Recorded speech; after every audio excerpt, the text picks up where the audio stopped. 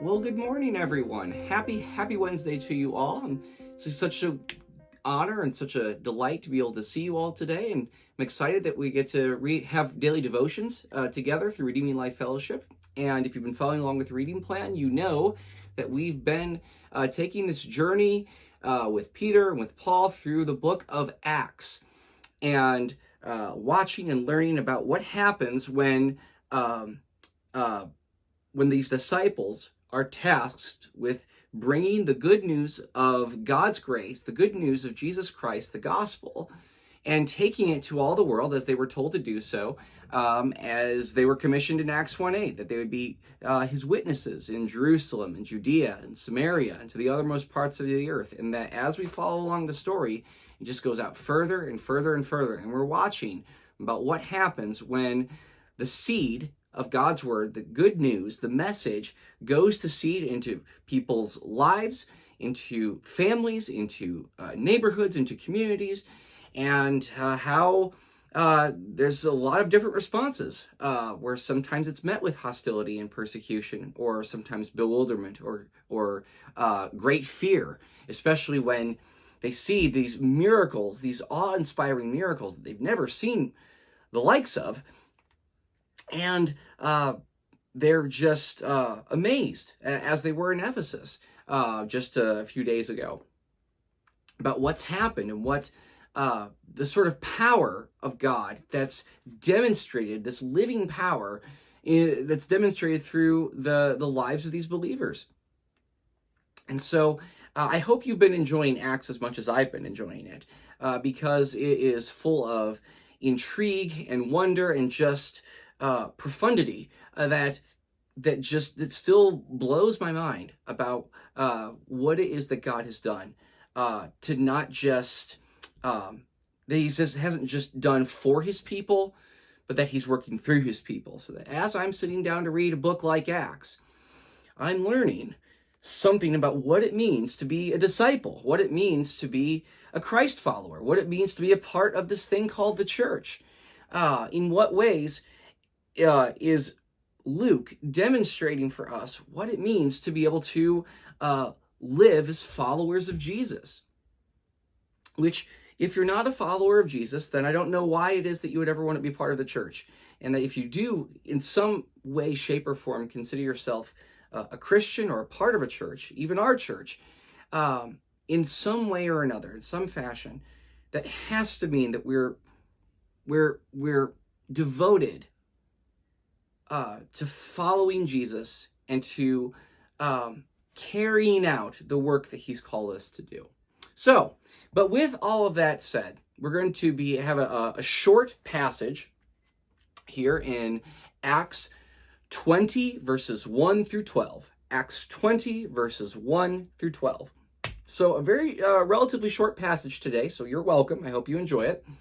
And there's a few things that I want to mention that to highlight before it is that we jump into the passage. The first one, throughout this section, within the first few verses, maybe verses 1, 2, and 3.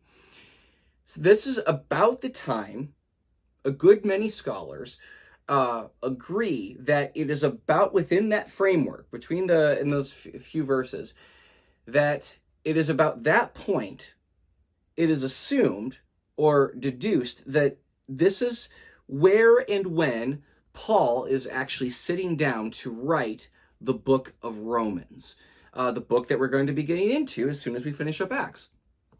So it's approximately this time that Paul, in his missionary journey, as he's going about from one place to the other, and is writing to Christians in Rome, because he knows that that God has revealed to him as much, that after he's going to go to Jerusalem and be persecuted, that he has to, as he's going to testify there, he's going to testify to the good news of the gospel in Rome. And so it seems as though he's probably sitting down at this point and writing to them ahead of time, so that if he's strengthening and encouraging the Christians in Rome, that they will be more receptive and welcome and and anticipating his arrival once he's finished with the work that he's called to do in Jerusalem. But that's another matter. But the two other points that I want us to wrap our heads around, one of them being, is that through the first half of this section, the first 6 or 7 verses or so, verses, excuse me, the thing you're going to find is a list not only of Luke outlining Paul's journeys from one place to the other, but also his companions, people who have accompanied Paul on his journeys and have in some measure or another been his not just traveling buddies, but his companions. In other words, he's able to do the sort of traveling in the ministry, the itinerant ministry, throughout the ancient world, but doing so because he's not doing it alone. And that tells me at least a few things. The first thing being is that Paul understood, as much as we should all understand, he knew better, certainly theologically speaking, but also from experience, that there are no Lone Ranger Christians. The sort of work that God calls us to do it together. Paul, I don't think, could feasibly follow through and be as effective with the work that God had called him to do if it weren't for people like Silas and Barnabas and Timothy and Titus, who are coming alongside him and helping him, aiding him in the work that God had called him to do. And it's so challenging to me, because I think a lot of us, we can persuade ourselves to believe that this thing that we call discipleship and following Jesus and loving Jesus is not, we tend to think of it as an isolated reality, that the substance of our living faith is primarily vertical. It's just about my relationship with Jesus, and as long as that's okay, then nothing else really doesn't matter, as long as this is okay. And that's simply not the case. That there's components or features of the Christian life that isn't just meant to be done in isolation. It's not merely a personal thing, but it's also a communal thing, where to live out a Christian walk, a Christian life, it's to do so in relationship with other people. And what's also interesting about this is that for as many people who are accompanying Paul, it's important also that as Luke is mentioning them, he's not also merely giving credit to them, but he's also connecting the readers of this gospel, somebody like Theophilus, to eyewitnesses who were on the journey, so that whoever it is sitting down to read Luke, Acts, can look at these names, and they're most likely names of people who are known within the early church, so that that he is connecting the living people within the church to people within the story who are testifying that this sort of thing isn't just a matter of events in the past, but that there's a touchstone of history that they have before their very eyes in the people who are a part of the church. And that's just really exciting. Wouldn't it be cool to be able to go to church, be a part of the church with people who were actually there? They were able to do so, and by reading Luke, Acts, they could read it and find it. But also, I know as long as I've not been in pastoral ministry, but been part of the church, my relationship with the pastors is primarily about what it is that I can get out of them or get from them. They're the pastors. They're the ones who minister to me, but I'm not the ones who really minister to them. And that's sadly been my attitude towards pastors for probably much of my life. But what we see here in a passage like this is that their attitudes is not one of saying, here's Paul, he's so great, he's such an awesome pastor, and he's spending his life out to serve me, and my primary role is just to get things from Paul. But these fellow Christians who are fighting and loving Jesus with their blood, sweat, and tears beside Paul have something to give to Paul. Paul is not so full of himself that he thinks that he can do this thing on his own. And that is a challenge to me also, because when I think about my role in the church, all too often, I primarily think about it in terms of what it is that I can get, and not in terms of what it is that I can give. Because the church will never function in the way that God has designed it to function if it does not have each and every one of us offering our gifts of service back to God, so that our gifts can serve their proper purpose in nurturing one another in the same way Paul needed to be nurtured by fellow people within the church, because they all have something to give. And that is something, it tells us a lot about also the Christian walk, and how it's important that that for we as Christians and being disciples of Jesus, it's not, going to church is not merely about going to get, it's about going to give. To loving God, as I've heard in a church I used to be a part of, to love God with your time, your talent, your treasure, and your testimony. Those are all necessary, I think, acts of worship, tangible acts of worship of loving God with everything that we have. And then lastly, the other thing you'll find out in the second half of this passage is going to be the passage about Eutychus. It's a passage where you should never laugh when somebody dies, but sometimes if they die in a humorous way, it's hard not to laugh a little bit. This is actually one of those passages, and as you read it, you'll understand why. But the thing I want to point out to you is that that Paul, I always assumed, let me frame this. Eutychus falls out of a window because he's falling asleep, because Paul keeps preaching and teaching and preaching and teaching and preaching and teaching, and he's doing it throughout the night. And not surprisingly, somebody there has fallen asleep because Paul just won't stop. And I used to think that this happened simply because Paul was long-winded. And I don't think that that's the case anymore.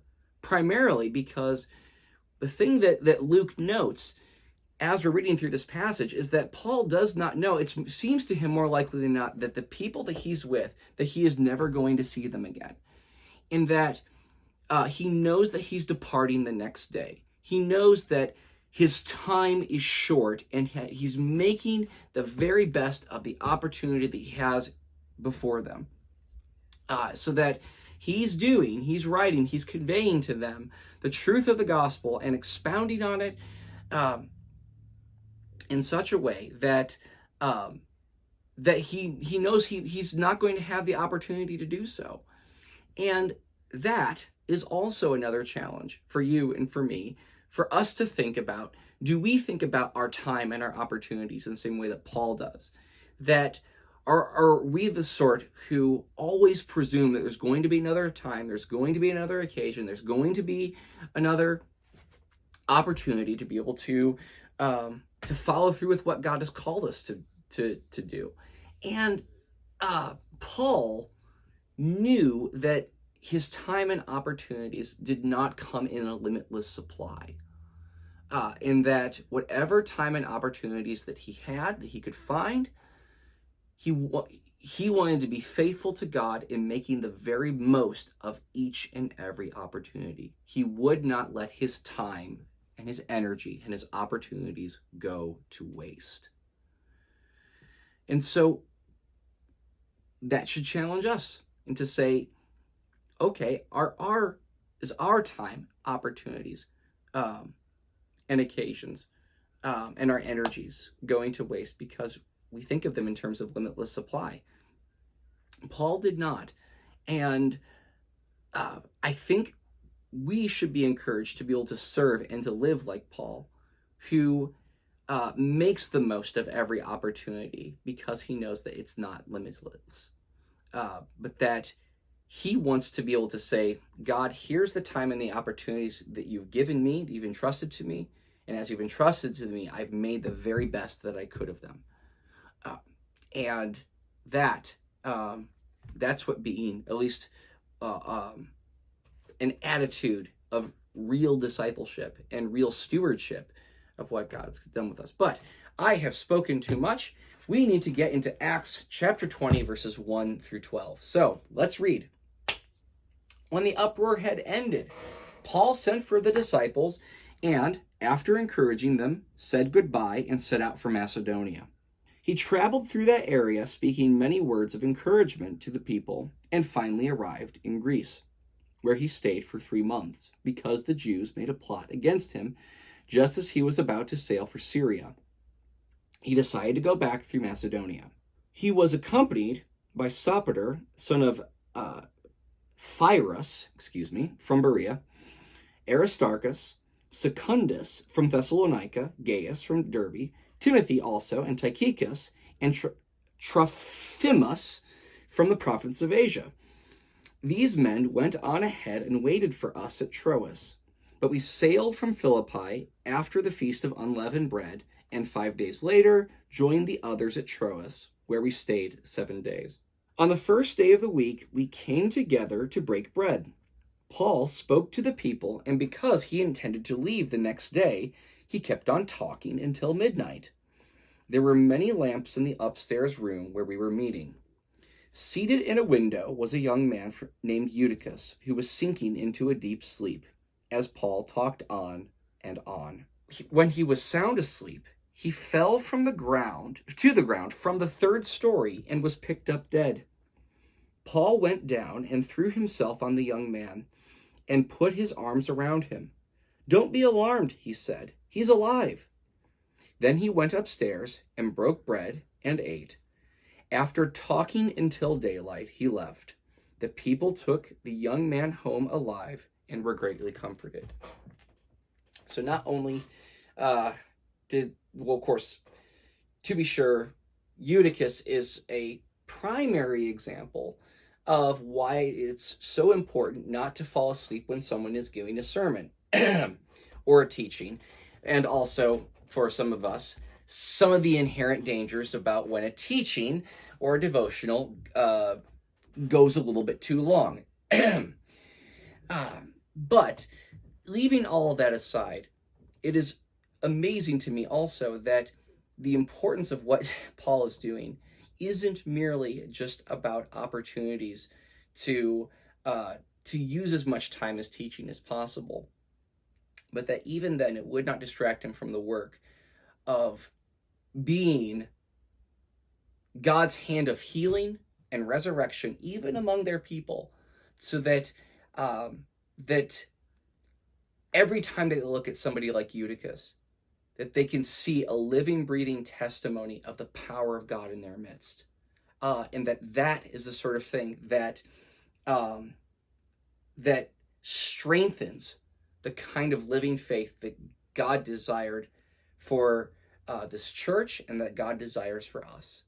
And so with that, thank you so much for taking the time to join us for daily devotions. Encourage you to subscribe and hopefully financially support us for this ministry here in Whitley County and in Huntington through the YMCA. And I pray God would bless you, and I pray that each and every one of us would make good use of the time and the opportunities, the occasions that God has prepared in advance for us to do, so that